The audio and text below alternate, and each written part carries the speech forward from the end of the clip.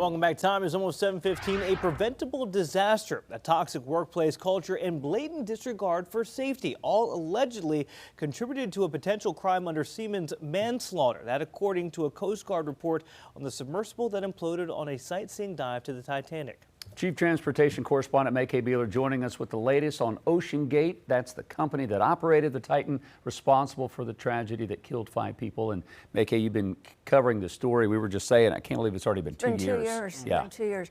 You know, it's always so sad when a report comes out that reveals that this could have been prevented. Very, very sad. So as in most accidents, multiple contributing factors were at play here, all detailed in a 327-page report by the U.S. Coast Guard Marine Board of Investigation.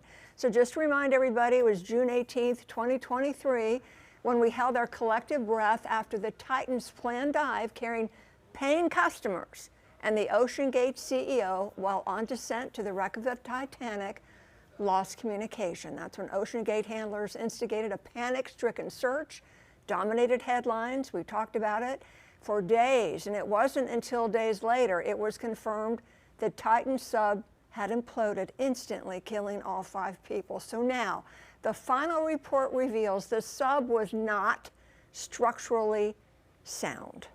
And Mackay, as you look at this multi-page report, what does it reveal specifically? So there was a test dive that revealed that there were issues, there were challenges, but they were ignored. Employees of OceanGate claimed that there were intimidation tactics to silence them who raised safety concerns. There were some folks that were even fired. Other employees just backed down because they were worried about their jobs. So there were previous concerns about the hull of the sub because in earlier dives suffered cracks and popping sounds indicating danger. Investigators determined the cause of the accident to be a critical event that compromised the structural integrity of the pressure vessel, resulting in an instantaneous implosion. Any other issues come up in that report, things that make you just go, that wasn't right? Well, the company apparently put profits over safety. They ignored safety tests that should have been done. The Coast Guard found that the company consistently, ignored warnings from industry experts and internal staff. There was a pattern of neglect. So there were a lot of red flags that were ignored. And those that died, it wasn't just employees of OceanGate. I mean, they were paying tourists on here. This is the sad thing. Yeah. People paid to be on this. So who was on board? A Pakistani businessman and his 19-year-old son. The mother begged the father not to take the son. Oh, must have had a premonition. There was a French diver who was a Titanic expert. There was a billionaire on board, and of course, OceanGate CEO Stockton Rush, who employees say seemed to be in a big hurry.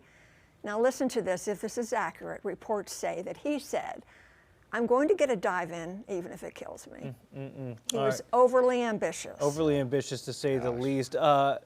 Mackay, obviously 2 years since that happened, and the report kind of confirming some things that people had presumed from the beginning. Mackay, thank you. Queen City News Plus. Just search Queen City News on your smart TV's app store.